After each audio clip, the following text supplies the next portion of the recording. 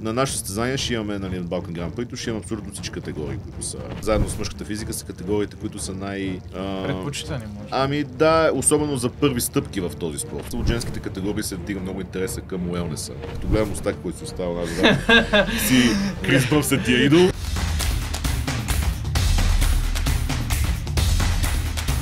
Може ли малко за категориите да ни разкажеш? Ако искате да кажа, пак да се върнем малко към Арнолта, да кажа каква е тенденцията в световен мащаб относно категориите. И след това ще се върнем конкретно на нашето състезание, нали, как ще протечат нещата там. Забелязва се един изключително засилен интерес към категорията класическа физика, класик физик. Класик физик, само да отворим скоба за хората като мене, които не са толкова запознати.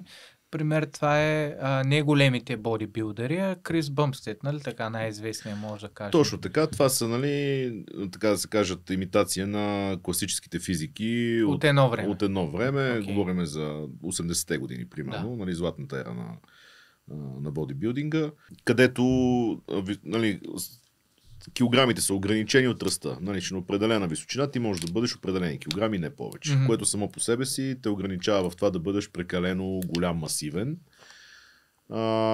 И се акцентира вече тук на по-добрата кондиция и като цяло форма. В смисъл, говорим за не се изисква прекалена мускулна маса, не че не се толерират по-силните са по-мощни състезатели, но ти пак си ограничен в някакъв вид килограми, така или че не можеш да бъдеш прекалено масивен и не можеш да изгубиш пропорциите. Нали. Талията остава малка, не можеш да си прекалено големи крака, нали, смисъл и така нататък. Говорим за... Имаш някакви рамки. Така имаш да рамки. Имаш рамки, които тези рамки карат, нали, физиката да изглежда доста по-достъпна като цяло за масата и доста по-красива на моменти, защото, нали, всичко друго вече става изглежда за масата хора, изглежда малко прекалено. Да, вървиш и всичките гледат. Да, има отлив от две категории, които бяха много популярни в много близкото минало. Говорим за мъжката физика, нали, тези, в смисъл, които са физиките без, с шорти, нали, които са без... като усещам един, нали, то се разбира не само по качеството на състезателите, а и по наградните фондове. В смисъл, виждам, че започват да се наливат повече пари в наградни фондове в класическа физика, за разлика от мъжката физика. Интерес от женските категории се вдига много интереса към уелнеса.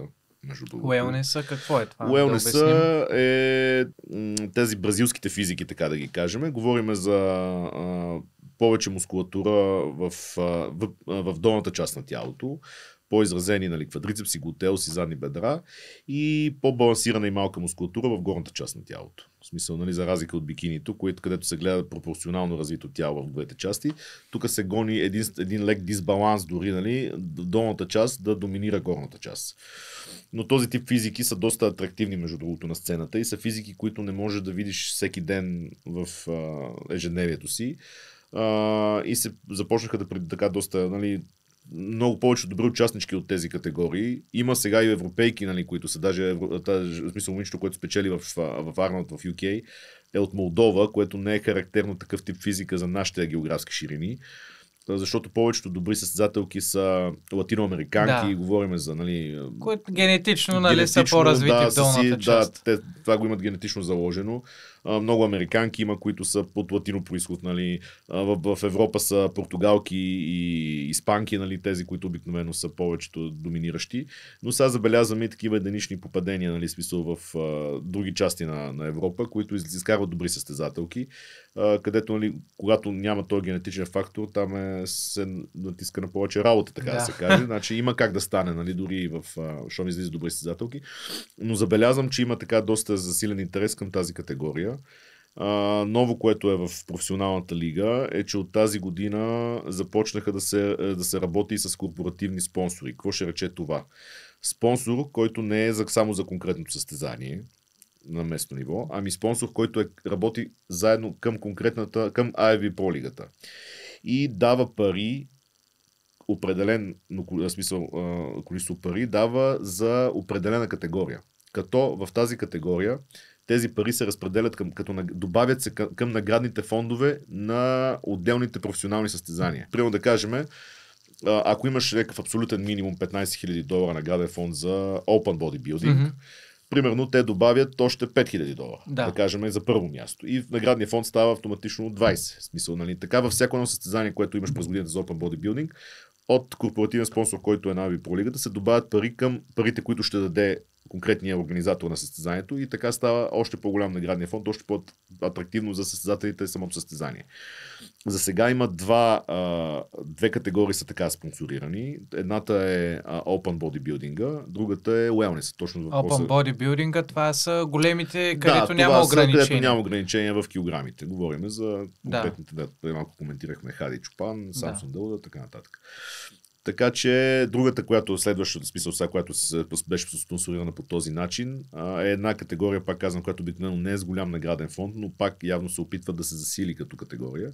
Това е въпросния Wellness. И сега очаквам да изкочат и други такива спонсори, които да засилат и останалите категории, като Classic физик и така нататък. Относно категориите, просто това иска да ви обясня, нали, че забелязвам така в определени категории да се наливат повече пари, за разлика от други, съответно нали, явно иска да се акцентира и там е по-голям интереса. На наше състезание ще имаме, нали, от Balkan Grand Prix, ще имаме абсолютно всички категории, които са... Може ли да ги изброим чисто една по една, да ги кажем кои са всичките? Така, даже мога да ги кажа в реда, в който ще протечат и самото състезание. Добре. Значи, обикновено състезанието започва с мъжка физика. Говорихме вече. Шортите, Добре. да. Който е разделен, значи там имаме младежи, ветерани при шортите нямаме. Значи имаме отделна категория, която е за младежи. Говорим състезатели, които са до 23 годишна възраст. Имаме три нови състезатели, в смисъл за мъжка физика. Това са състезатели, които до сега никога не са участвали на състезания от тази федерация. Да. Нали, те може да участват към друга федерация или може да са пълни дебютанти в състезанието. Намек ти трябва да участваш в състезание, което е три нови, защото това ще е дебют в това състезание. Съответно там ще бъдеш с други дебютанти и съответно там ще бъдеш най-конкурентен. Да. Като младежите и три нови те са без ограничения в ръста. Да. Така. Значи имаме две категории за мъжка физика, които ги казах. И отделно имаме три категории вече, които са си, нали, Open категорията, където имаме, те са разделени на три височини. Спрямо височината влизаш в определена категория. Победителите от трите категории след това отиват за абсолютната титла и обявяват кой е най-добрия мъжка физика, състезател на overall състезател на самото състезание. Значи имаме 5 категории мъжка физика, които вече ги казахме. След това продължаваме с 3 категории женски. Пак казвам, в момента ги изброявам в реда, в който ще бъдат на самото събитие за Balkan Grand Prix. 3 категории женски. Значи първата е, те са на базата, те са само open категории. Тук нямаме младежи, няма девойки, няма ветерани, няма участници за първи път, така нататък. Едната е Wellness, която казахме. За дисбаланса, нали, вече. Така. Другата е фигурата. Да обяснявам ли конкретно за всяка категория? Може малко чисто и аз да се запозная, нали, за да може... Фигурата се гледа рамката на тялото.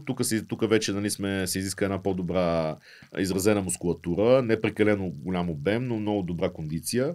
И се гледа... Чакай малко, на кое викаш кондиция? Колко е нацепен, нали?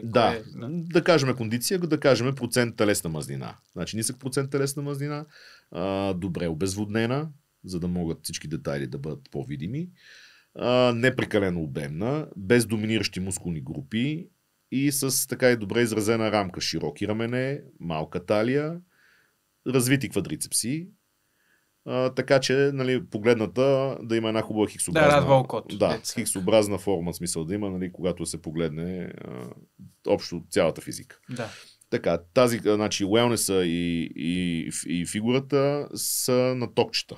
Жените са на токчета, смисълете. Третата категория, това е най-тежката, която имаме ние като мускулно развитие. Това е женската физика. Тя не е с токчета. Тя е аналог на, да кажем, класик физика в мъжките категории. В смисъл, говорим за като бодибилдинг жени, но не с прекалени обеми. Да. В същото време, нали, позите са много сходни, нали, за демонстрация на мускулатурата. Има задължителни пози, които са пак, нали, двоен бицепс, странично гърди. Много изразена мускулатура, добра кондиция, пак казвам, смисъл обезводено на физика и хубав позинг. Нали, смисъл, това са така основни критерии. Така че това са трите женски категории. След това преминаваме към класическата физика, категорията, в която ти искаш да участваш, предполагам. Най-вероятно, да, искам танци, да има танци, да се ако развихре. искаш такъв тип позиране, като, нали, смисъл, какъвто ти казваш, че искаш, нали, да имаш волно съчетание, пози и така нататък, и като гледам Остак, който си остава най-вероятно, си Крис Бъмстът е идол. Така, да знам защо те припознах веднага в тази категория. Има нещо, има. Да, така че... колко от него съм як. Да, още малко, нали. Може би следващото издание вече ще бъде. Така че там имаме вече, нали, пак по същия начин имаме младежи до 23 годишна възраст, имаме новис, трю новис категория. Която там е за съм аз, дебютанти. значи, тук са... Там си ти, значи ти можеш да участваш там. Плюс пак 3 ръстови ограничения, вече за опана, които са. Като там нямаш ограничения. Ти можеш да участваш примерно сега, като вече не си на 23, предполагам, така че там прескачаме тази категория. Да, я отписваме. Може да участваш на категорията Trio Novice, може да излезеш и с по-опитни състезатели в категорията Open да се премеря деца вика и с тия да, и да участваш и спрямо ръста в тази категория. Може да се пуснеш двете категории. Да. В смисъл, в NPC няма ограничения в категориите. В смисъл, че може да излезеш на толкова колкото искаш. Може да излезеш, примерно, може да се пробваш и на мъжката физика с шортите. Може да излезеш и на бодибилдинга по-късното спрямо килограмите. Деца вика, ти сега, ако не си в случая мене, си някаква много добра кондиция, мога да минеш и навсякъде да си обереш медалите. Да обереш медалите или просто това нещо да те насочи по-добре за в бъдеще в коя категория да се насочиш, къде. В смисъл да видиш как ще класират съдиите. И това нещо да те насочи в коя категория, защото има много хора, които са объркани и още в началото не могат да не знаят къде са те, къде се намират и за къде да продължат. И едно такова участие на повече на категории може да им помогне много в това да се ориентират, нали, спрямо съдийските решения, къде се класират най-добре в момента и съответно къде могат да натиснат и да продължат за в бъдеще. Да. Така че пак 3 категории спрямо височините, пак от победител от 3 категории ще излезне от тия него и съответно абсолютният шампион на самото състезание. След това продължаваме с по-леката женска категория, бикини фитнеса. Там имаме девойки до 23 годишна възраст, там имаме ветеранки над 35 годишна възраст. Имаме Trio Novice, съответно за дебютантки, които или пък за първи път участващи в тази федерация. И отново имаме 3 височини спрямо ръста. Каква е разликата между тези, нали, бикини фитнес? Да. И по-рано, което си говорихме за последната категория, която каза, нали, тип културистки менс значи бикини фитнес значи тук не се изисква прекалено голяма мускултура. За бикини фитнес. За бикини фитнеса, да. Изисква се така видима очертана преса, не се, смисъл, нали, но да не е прекалено дълбока. Не се искат прекалено штрикнали рамене. Нали, трябва да има една загатната мускулатура. В смисъл, трябва да го има атлетично, може да е леко мазничка, тяло, не се с търси, хубав тонус, но не прекалено развита мускулатура, не прекалено в смисъл, суха мускулатура, нали, не прекалено безводнена, не прекалено развити крака, в смисъл, нали, мускулатурата, добре оформени глутеуси и задно бедро, това е, нали, едно от основните критерии. Гърба не се гледа изобщо, ако трябва да сме честни, смисъл, чисто в задните пози, когато косите са пуснати и гърба не се гледа, не трябва да се отваря да се показва мускулатурата на гърба, а по-скоро се гледа от кръста надолу. В смисъл, говорим за глутеуси, задни бедра, как са изразени. Отпред се гледа, пак казвам, нали, рамката, като не трябва прекалено да се штрикнали раменете, малката талия с изразената преса, но не прекалено изразена, нали, по-скоро загатната. Физиката изобщо не се стяга, в смисъл не се правят тези стягания, които се правят в другите категории.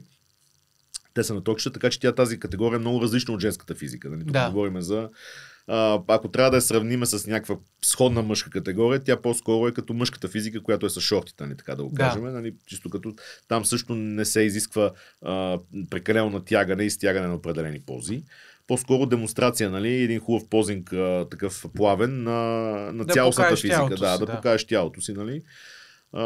Съответно, това е категорията, която е най-така, заедно с мъжката физика, са категориите, които са предпочитани, може. Ами да, особено за първи стъпки в този спорт. В смисъл, нали, ти реално там най-лесно може да влезнеш като критерии и съответно след това, нали, да видиш дали да се запазиш там и да станеш добър състезател или пък да се доразвиеш по някакъв начин, нали, тази мускулатура искаш да я доразвиваш и да преминеш в някаква по-тежка категория, така да го кажем.